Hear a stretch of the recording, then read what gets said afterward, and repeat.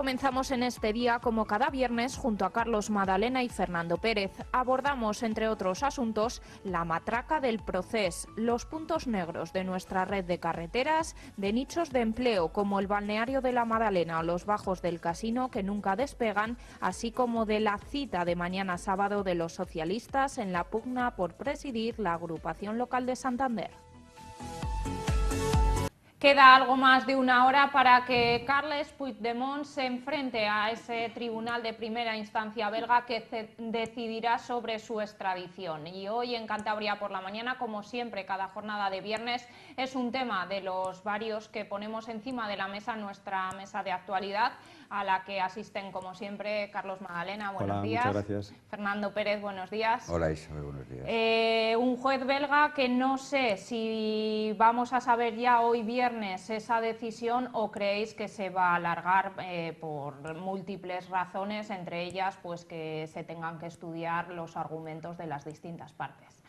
Sí, a ver, efectivamente es un capítulo más de otros que hemos asistido anteriormente desde el punto de vista del funcionamiento de la justicia. Y en este caso es verdad que es una justicia belga porque el expresidente Puigdemont ha decidido tomar esa estrategia de defensa y sobre todo una estrategia política, ¿no? Detrás de su huida a Bélgica, lo que es una estrategia política para reclamar más tensión informativa, porque en España, como he dicho en muchas ocasiones, el Estado de Derecho funciona y funciona muy bien. A mí no me ha gustado muy bien lo que ha hecho el fiscal belga reclamando a España conocer de alguna manera a qué cárcel iba a ir en caso de que tenga que pasar por la cárcel y si esas cárceles españolas tienen las condiciones exigibles según la Convención de Derechos Humanos de la Unión Europea, ¿no? España, como lo he dicho muchas veces, es un Estado equiparable a cualquier otro país del mundo, incluido Bélgica, por supuesto, es decir, incluso más que Bélgica, ¿no?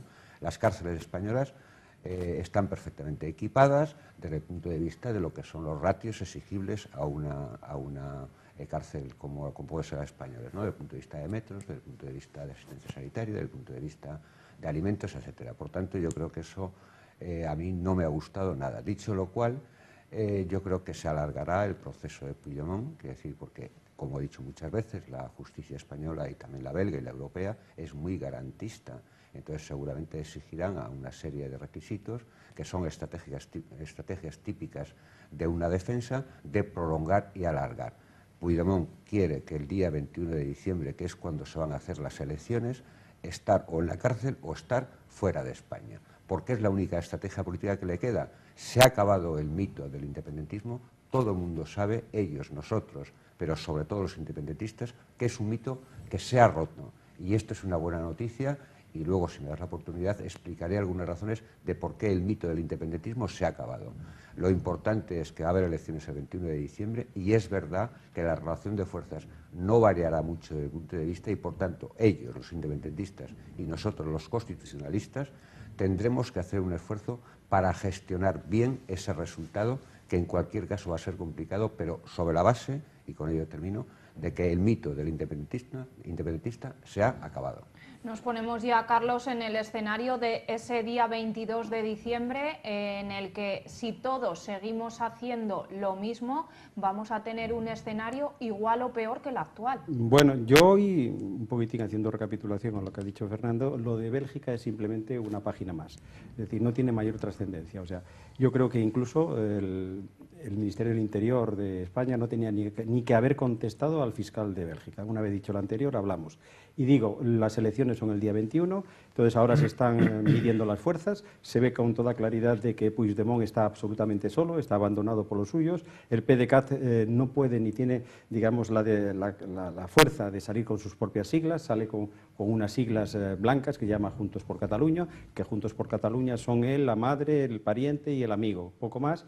Está Junqueras con su grupo independentista ERC, que parece aparentemente que va a salir, pero ojito, ojito, está el partido de Rivera, que todos los sondeos le dan para arriba, y mucho más también, que todavía no le dan mucho para arriba, el partido de IZ, que está subiendo mucho, mucho y demasiado. Y es más, la noticia que debemos que tener en cuenta de cara a las elecciones del 21 de diciembre es que incluso el catalanismo moderado que abanderaba Durán y Lleida, que yo le llamo el gran espadachín de la oratoria parlamentaria, pues está también y va a votar IZ, va a votar socialismo. Entonces, esos dos partidos constitucionalistas es muy importante que sigan subiendo, que se olviden de lo que dice Puigdemont, de la historia de Puigdemont, de la historia de Junqueras, y sacamos adelante el suflé este catalán. Ayer conocimos que Cataluña es una de las comunidades que, bueno, la comunidad que está a la cabeza en el reparto de fondos de liquidez autonómica, se lleva el 33% de estos fondos, lo que equivale a más de 7,5 millones de euros. No, 7.000. 7.000, perdón, Fernando. Esto entiendo que es un tropiezo, ¿no? El tema del proceso para elaborar de nuevo esa distribución de los fondos. No, a ver, uno de los destrozos del proceso del independentismo es la situación económica que atraviesa Cataluña, que sigue siendo, a pesar de todo, una comunidad autónoma muy rica, destacada. Es decir, he dicho en alguna ocasión que en torno al 20% del PIB, del Producto Interior Bruto de España, es catalán, pero es verdad que sobre todo en esta última fase, pues yo creo que ha sido un desastre el abandono de 1.000 empresas de Cataluña, la probable no llegada a Cataluña de un instituto fundamental europeo sobre farmacia, es decir, han caído las reservas turísticas, es decir, y bueno, con respecto a lo que está diciendo el FLA, como todo el mundo sabe, el FLA es el mecanismo que tuvo que poner en marcha el gobierno de España para que las comunidades autónomas pudieran endeudarse, porque por sí mismas no podían ir a los mercados, no podían ir a los mercados bancarios, entonces tuvo que habilitar un mecanismo extraordinario del Estado, que es el FLA, el Fondo de Liquidez Autonómica, al que todas las comunidades autónomas hemos tenido que recurrir, porque las comunidades autónomas como tales no podían ir a los mercados financieros, sobre todo a los bancos, ¿no? La cantidad es muy alta, pero bueno, quiero decir, eso es un dato más. Es decir, yo creo que lo relevante desde el punto de vista de la pregunta es que el proceso del independentismo desde el punto de vista económico para Cataluña ha sido un desastre, que es una de las partes de por qué el mito del independentismo se ha caído, porque es verdad que las fuerzas económicas, sobre todo las potentes, las grandes empresas, 7 empresas del IBEX tenían residencia fiscal en Cataluña, entonces, y se han ido. Entonces, esto en sí mismo es muy mala noticia. Yo espero que efectivamente a partir del día 22 de diciembre el gobierno que salga, veremos a ver cuáles de ellos, tenga como prioridad, o la prioridad más importante, además de otras, es restablecer los mecanismos de confianza, que es lo más importante. Los gobiernos autónomos son parte del Estado y tienen en los que son los inversores, que son por naturaleza muy conservadores, dar garantías jurídicas y políticas que se vuelve a hacer lo que se ha hecho siempre: gestionar un presupuesto, hacer propuestas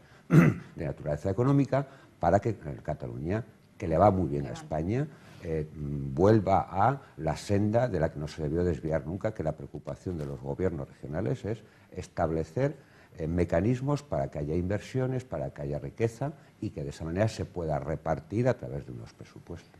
Bueno, dejamos a un lado el asunto del desafío independentista y nos centramos en la región, concretamente en ese carril de la A67 que desde hace una semana permanece cerrado en un tramo de más de 9 kilómetros por ese argallo caído en la localidad de Caviedes. ¿Es normal que 7 días después esta situación de las infraestructuras acarree? Sí, es normal. Yo entiendo, y lo he dicho muchas veces, y lo digo en nuestro digital Cantabria Liberal, que es normal que pase en Cantabria.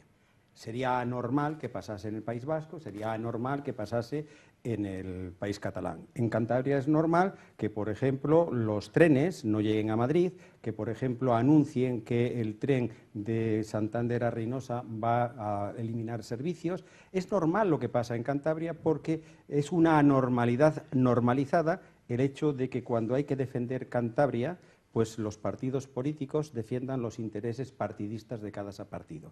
Y lo siento, es así como ocurre en la historia política de Cantabria, porque si el Parlamento de forma unánime defendiese Cantabria de forma unánime y no respondiendo a los intereses de que son una franquicia de los partidos nacionales de Madrid, no pasaría lo que está pasando. Sí, ¿Me pero pueden voy responder? al tema operativo, Sí, Carlos. me voy al tema operativo y me dicen, no, es que no se puede, tienen 7 días porque las cuestiones técnicas, etcétera.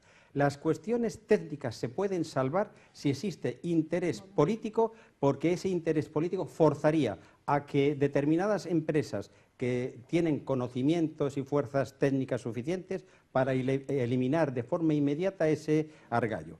Y vuelvo a lo siguiente, no existe voluntad política, luego si no existe voluntad política de fuerza, como ocurre en las comunicaciones de Cantabria, nos encontramos con estas situaciones, que los trenes o no llegan a su destino, o no tienen mantenimiento, y siempre estamos en lo mismo. Lo del argallo es una cuestión más que solamente pasa en Cantabria. ¿Se va a solucionar a lo largo del fin de semana? ¿Qué previsión hay?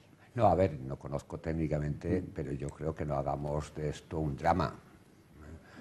Yo creo que si habláramos de déficit que tiene la comunidad autónoma, es verdad que habría que poner el foco en que no tenemos el AVE para estar en 3 horas en Madrid, que no tenemos un ferrocarril que salve 100 kilómetros de Santander a Bilbao en tiempo razonable, pero el hecho de que haya habido un argallo, porque claro, el problema es que esto pasa en Santander o en Cantabria en este caso, porque llovió mucho, porque es verdad que la orografía es complicada, esto en Extremadura o en algún otro sitio a lo mejor no ocurre, aquí esto ocurre, y que esté paralizada una semana tampoco me parece un drama. Yo relativizaría eso y desde luego no cargaría como ha cargado Carlos con respecto de no sé qué otras historias. Yo creo que sí que es verdad que los partidos políticos de Cantabria defienden los intereses de Cantabria con las dificultades propias de una comunidad autónoma que yo siempre digo que es muy pequeña en términos del Estado. Antes decía de Cataluña en términos de PIB es casi el 20%, el 19%, Cantabria es el 1,1, es el 1,2.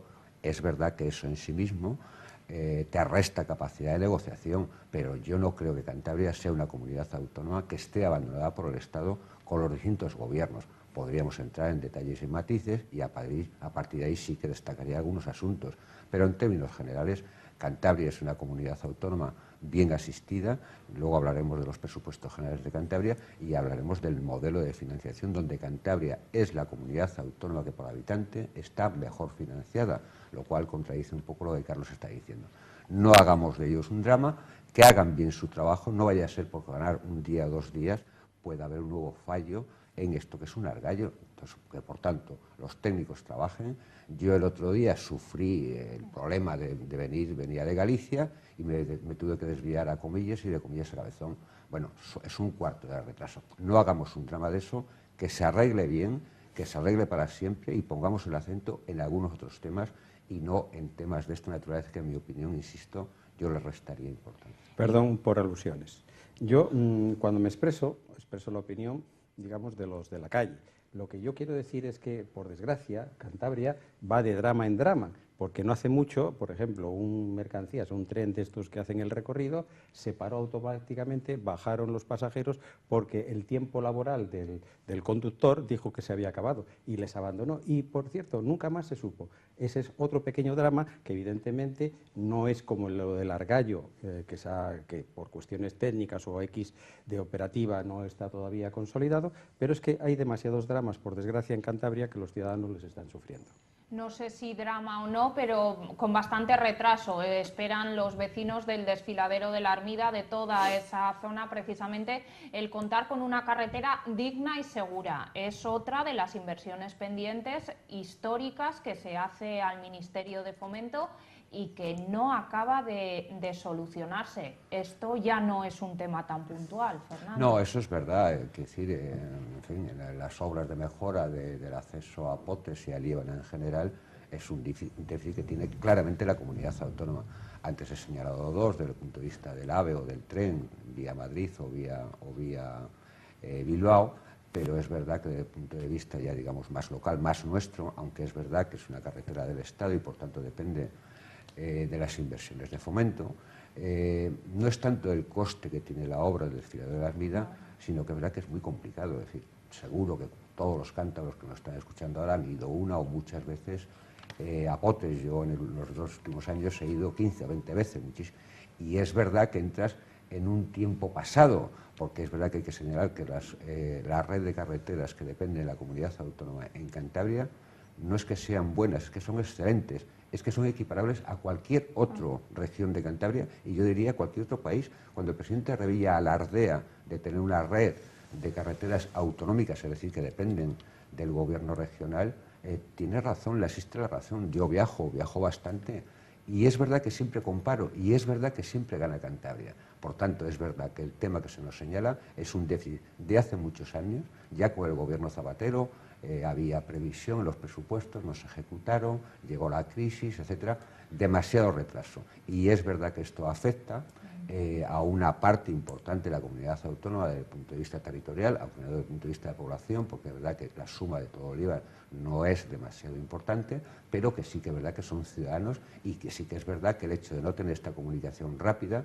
les impide tener servicios mejores, de acceso a hospitales, etcétera, y que es un tema que hay que resolver. Yo espero y deseo que el nuevo ministro, el actual ministro de Fomento, es alcalde de Santander y por tanto cántabro de la Serna, que conoce bien esa realidad, sea sensible y por fin ponga término a un problema que tiene esa parte de la comunidad autónoma que es global. Precisamente seguimos hablando de infraestructuras, de números, los que tendrá la región Cantabria en 2018, porque a lo largo de la semana hemos venido asistiendo a la presentación por parte de los distintos consejeros de las cuentas de sus respectivos departamentos. Son unas cuentas, Carlos, que entre tú y yo hemos hablado, van a servir para pagar gasto social, única y exclusivamente. Exacto. Yo ya hice una primera introducción la semana pasada de que los presupuestos de Cantabria, por desgracia, pues son lo que va a pagar la deuda, los intereses, a los funcionarios, a los políticos y a toda la gente. Luego van a ser y cultura y educación, y bueno, y van a ser pues unos continuistas, va a ser más de lo mismo. ¿Qué es lo que ocurre? Pues que yo creo que había que poner mucha imaginación para buscar herramientas nuevas de financiación que además de los presupuestos pudiera provocar pues esas nuevas herramientas económicas, incluso endeudamiento suficiente mediante las fórmulas que se utilicen para proyectar Cantabria. Cantabria necesita innovación, Cantabria necesita ideas y naturalmente esa innovación y esas ideas necesitan financiación. Hay que buscar una financiación además de los presupuestos e incluso yo creo que desde aquí puedo pedir a la señora Buruaga y al señor Sota que expliquen realmente cómo están los presupuestos, porque por ejemplo el otro día Buruaga denunció a Sota, el consejero de Economía a la postre, que parecía que había ahí 70 millones que no aparecían o no se fundamentaban. La contestación del consejero de Economía fue que era una exagerada. Yo le pediría al señor Sota, desde aquí, como ciudadano normal, sin afiliación política ninguna, que por favor, cuando la señora Buruaga o la oposición emita ese tipo de conclusiones, pues que tenga los números preparados para decirla que es falso lo que dice y no puede seguir mintiendo, pero dejar a los ciudadanos a la postre en que no saben si uno miente o el otro dice la verdad, pues crea una política pues de Chichinabo, así no se podemos funcionar. ¿Qué línea va a seguir, Fernando, la comunidad a la hora de reclamar no solo lo que se le debe, sino de empezar a practicar esas nuevas fórmulas de las que habla Carlos, que quizás en otras comunidades son ya una realidad y aquí no acaban de llegar? A ver, varias cosas, ¿no? Es decir, hacer pedagogía presupuestaria siempre es complicado y no se puede, en mi opinión, resolver en un minuto, ¿no? Es decir, la comunidad autónoma, a diferencia del año pasado, va a aprobar para que el 1 de enero los presupuestos estén vigentes. El año pasado hubo un retraso de 2-3 meses, no por culpa de la comunidad autónoma, sino por culpa del Estado, porque no hay que olvidar, siempre cuando hablamos de presupuesto hablamos de gasto, pero antes de hablar de gasto hay que hablar de ingreso, y no hay que olvidar que de los 2.729 millones de euros que se van a aprobar para el próximo año, la inmensa mayoría de ello viene del modelo de financiación y por tanto es una aportación que hace el Estado. Por tanto, no puedes hacer presupuestos mientras no se conozca la previsión del modelo de financiación que viene, ¿no? Porque luego están los impuestos cedidos, que es otra parte, pero que es una parte pequeña, ¿no? Por tanto, está bien destacar, cuando hablamos antes de Cataluña, ahora vale para Cantabria, volver a la normalidad. Volver a la normalidad es que el 1 de enero de cada año el ejercicio presupuestario se apruebe para que todos sepan con qué recursos digamos, se dispone, ¿no?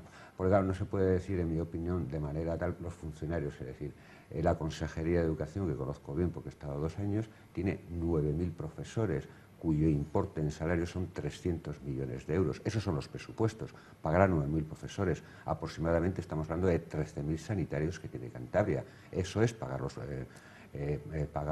en los presupuestos, ¿no? Por tanto, los presupuestos de la comunidad autónoma tienen sobre todo un objetivo que es fundamental, que es que la calidad de los servicios públicos funcione de manera óptima como funciona en Cantabria. Por tanto, no relativicemos eso, importantísimo.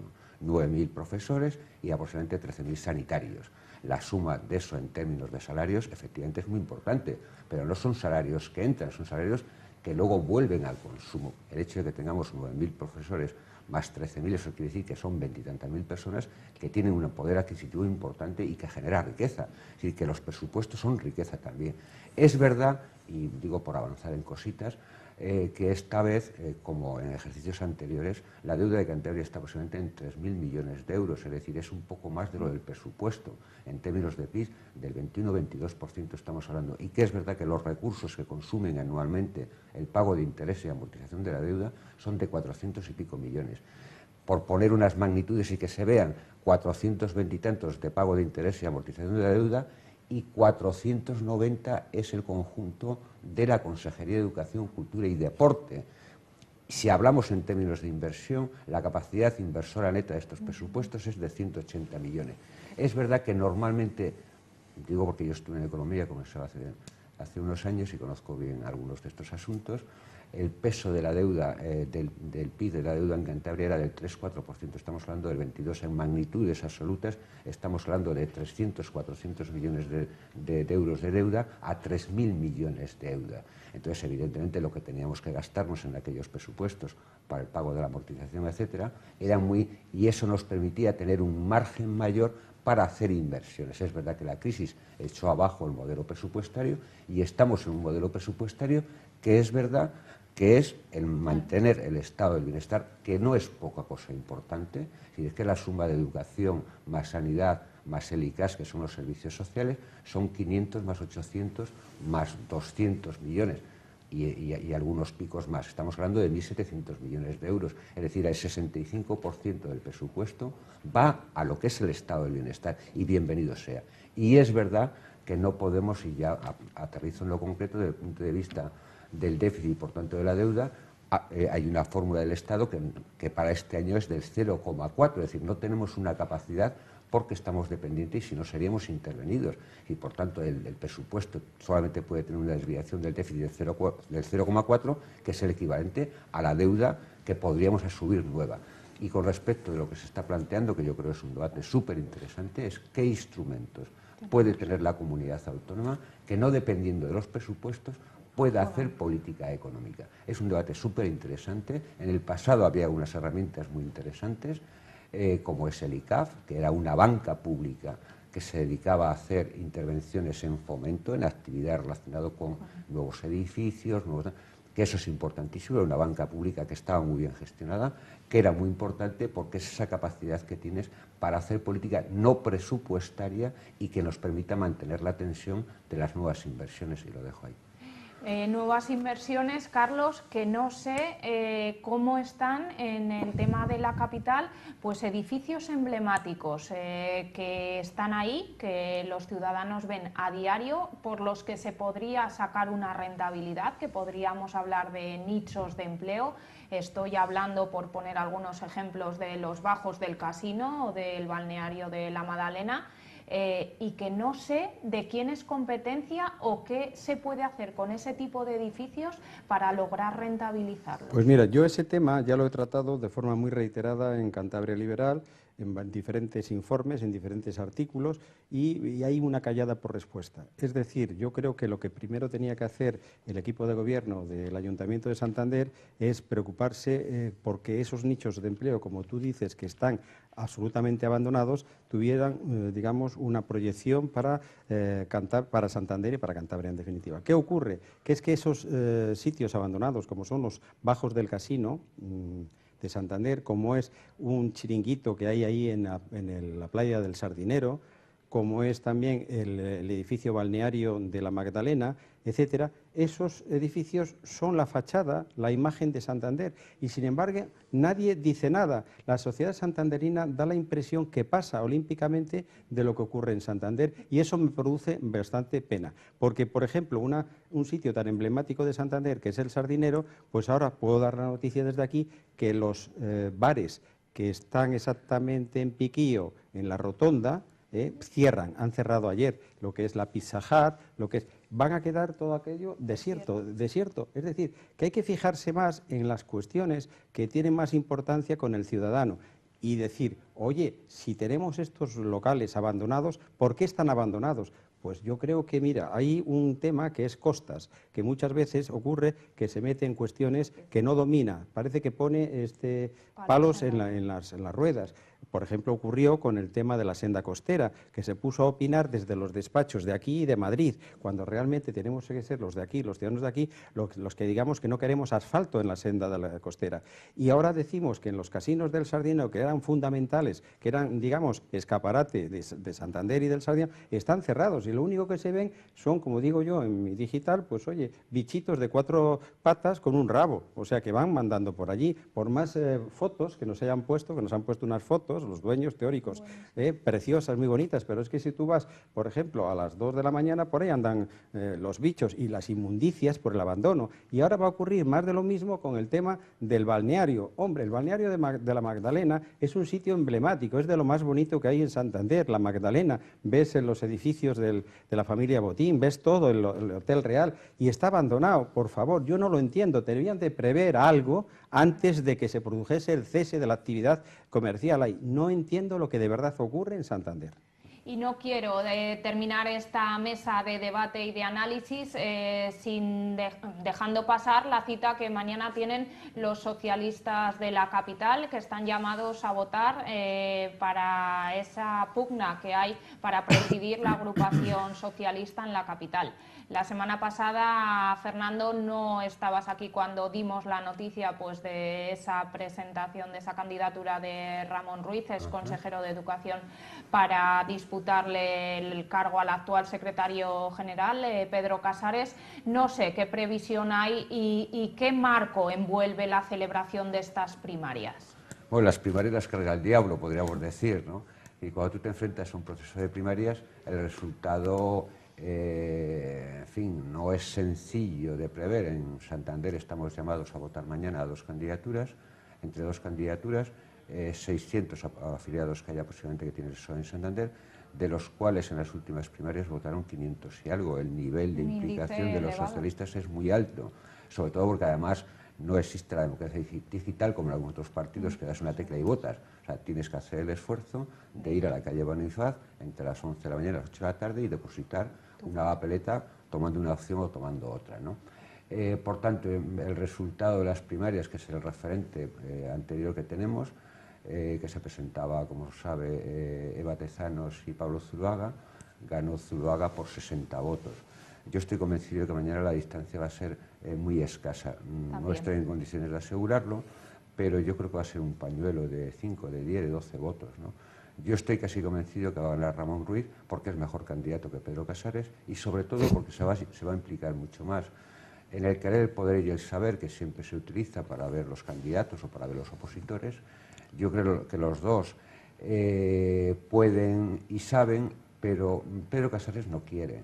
O sea, la ambición política de Pedro Casares, que le conozco bien, no es ser el secretario general de la Agrupación de Santander, ni siquiera ser candidato al Ayuntamiento de Santander. La ambición de Pedro Casares es ser diputado en Cortes Generales, que por cierto estuvo a punto de serlo, con 29 años, el 20 de noviembre del 2011, cuando por 2.000 votos no fue diputado. Yo lo siento porque le conozco bien, es un buen político, tiene un futuro por delante, pero debe de decidirse, ¿no? Él, con buen criterio, no quiere abandonar su carrera universitaria, es profesor en la universidad. Eso le hace que todas las demás cosas sean a tiempo parcial. Ser portavoz del Ayuntamiento de Santander, ser secretario general de la Educación de Santander, ser de la Ejecutiva Federal y además volver a presentarse ahora son demasiadas cosas para alguien que, como él, no quiere renunciar y tiene derecho a su carrera profesional. Por tanto, Santander necesita desde el punto de vista de dedicación, alguien con más tiempo, alguien con más templanza, alguien con más experiencia y alguien sabio, comillas, porque Ramón Ruiz ha sido condecorado recientemente por el ministro de Educación, Cultura y Deporte del Gobierno de España con un distintivo de Alfonso X el Sabio. Tiene la experiencia suficiente y sobre todo tiene la capacidad de coordinar equipos, a diferencia, en mi opinión, de Pedro Casares, que hace una política muy personalista hacia él y con él, ¿no? Ramón es todo lo contrario, conozco bien, he colaborado 2 años con él y es de equipos. Y sobre todo es de grandes consensos. En Cantabria el PSOE necesita propuestas políticas de unidad y Pedro Casares ha desaprovechado una buena oportunidad para haber intentado, otra cosa es que se hubiera conseguido, haber hecho una sola candidatura. No ha movido ni un músculo ni ha levantado un dedo para llamar al otro oponente. Yo lo siento porque lo deberíamos haber intentado, porque nuestros afiliados lo quieren y nuestros votantes lo desean. O sea, la fractura que ha introducido Pedro Sánchez, Pablo Zuruaga y ahora Pedro Casares en Santander es insoportable para los socialistas y sobre todo para aquellos que esperan de nosotros lo que antes estábamos hablando, unos buenos presupuestos, unas buenas políticas públicas, unos buenos servicios sociales, que hagamos frente a los argallos, etcétera. Es lo que se espera de nosotros y hemos desaprovechado una oportunidad y espero que yo mañana, Ramón Ruiz, sea el nuevo secretario general de los socialistas de Santander. Se va a acabar, Carlos. Bueno, yo puedo decir algo, porque yo creo que todo ya lo ha dicho Fernando, pero en fin, voy a decir algo, voy a hacer un apunte sobre lo de mañana. Primer apunte, pues entre padres, hermanos e hijos no metas las manos, eso está clarísimo. Yo os quiero mucho a todos. Ahora, habría que analizar mucho y bien, digamos, por qué este conflicto tan fuerte, tan importante, se ha producido en Santander. Porque es que en Santander, Fernando, os conocéis todos, os lleváis bien todos. Parece mentira que la ola que viene de Madrid haya arrasado con esos buenos sentimientos, esas buenas amistades y ese compañerismo que siempre ha existido, independientemente de las cuitas que tengáis entre unos y otros. Realmente me da verdadera pena, porque yo os quiero a todos mucho, a todos los socialistas, que sois absolutamente necesarios para hacer programas aquí en Santander, por la coexistencia, por la cohabitación, por la responsabilidad y por el estado de bienestar, que es lo que más preocupa a los ciudadanos. En fin, yo ya lo has dicho todo, tu apoyo al candidato ahí está, y yo no puedo apoyar a ninguno, evidentemente. Sí decir y apuntar, hombre, que la diferencia que yo veo es simplemente la edad. Los dos son suficientemente válidos, claro, nada más. Pero el modelo de Carmena es el modelo de éxito. Evidentemente. Y el modelo de Ángel Gabilondo lo simplifica perfectamente Ramón Ruiz en Cantabria. Madrid va a tener una alcaldesa que tiene 72 años y va a tener un presidente de la comunidad autónoma que es Ángel Gabilondo, que está en los 70. Ramón no solamente va a ser un buen secretario general de Santander, sino puede ser perfectamente un buen alcalde de Santander, que buena falta hace a los santanderinos conocer otra forma de gobernar la ciudad que históricamente aquí siempre ha sido por la derecha. Necesitamos que en el 19 los socialistas gobiernen Santander. Bueno, pues con estas palabras de nuestros contertulios, Fernando, Carlos, muchísimas gracias, un viernes más. Gracias. Despedimos esta primera parte, no se vayan, una pausa para la publicidad y volvemos con nuestra cita con la música clásica.